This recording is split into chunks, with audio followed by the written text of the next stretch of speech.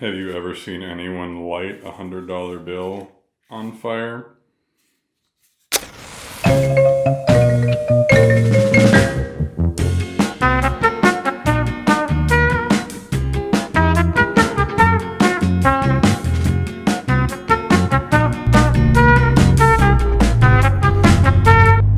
So, the whole problem today is pretty simple.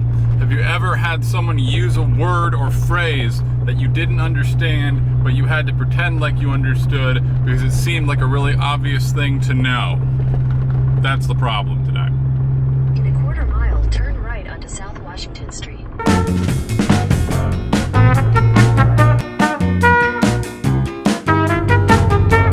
Today's word is business plan. My wife and I are considering, and the bank has asked us for a business plan. They use that phrase a little bit like someone using the phrase like, 5-paragraph essay or obituary, like a known kind of content. And I don't know what that is. So today I'm going to find out right now. Oh wow. Okay. Turn right, then turn left. It's not that we don't have like a list of things we want to do with the business, but whenever someone asks for a business plan, at least when we heard that phrase, it sounded really, really kind of heavy and formal. Also, we brought our chief advisor. She's a little bit shy. So this, I believe, is where we're supposed to be.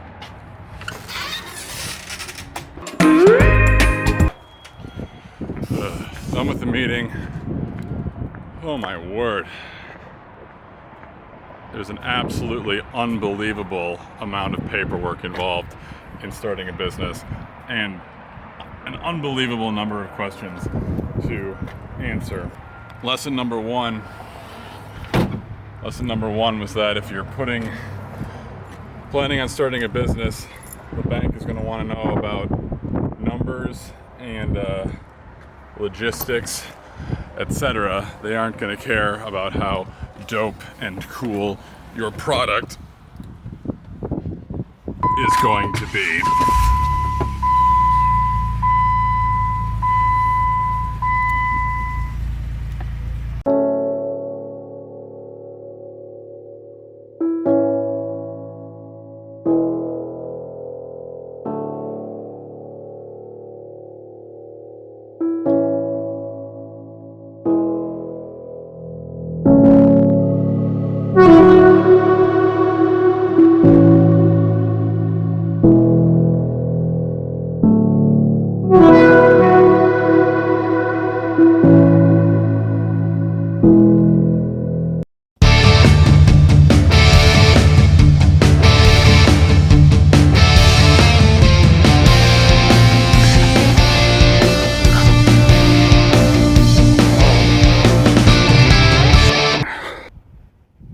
This is it. Can you tell where I run every day? This is the process.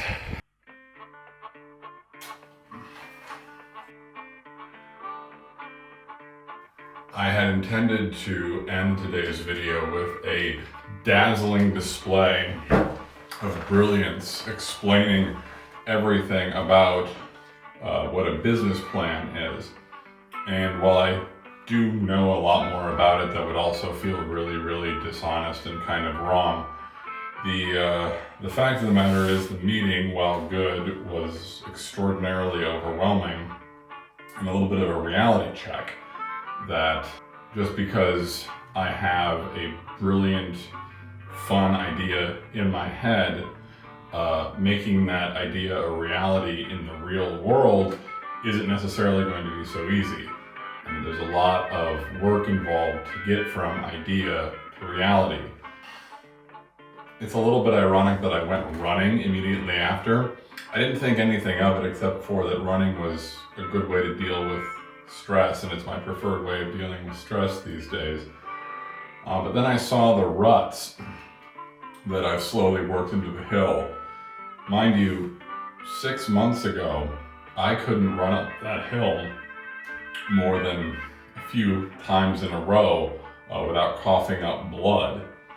Now my regular workout is 15 hill sprints with 30 push-ups with 15 burpees, and I run there and back a quarter mile each way. But I didn't get to that level of physical ability by waking up one day and deciding to do it. I woke up a lot of days and went and got a little bit better by going up and down that hill one more time, two more times, whatever. I think maybe that's all the lesson I need in business, that maybe the hill was the actual lesson of the day in business. That it's one step at a time, and it takes time. And eventually you look down and there's a good rut that you've dug and you've made progress. And that might be a little bit cliche, but cliches are cliches for a reason after all.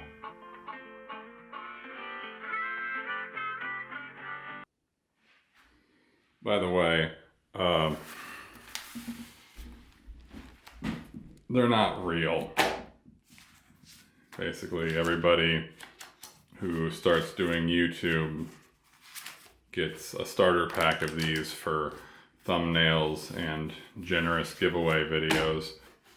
Over the past few months, I have both made an 8-year-old's Monday and totally crushed their Saturday when they try to use these. Oh well.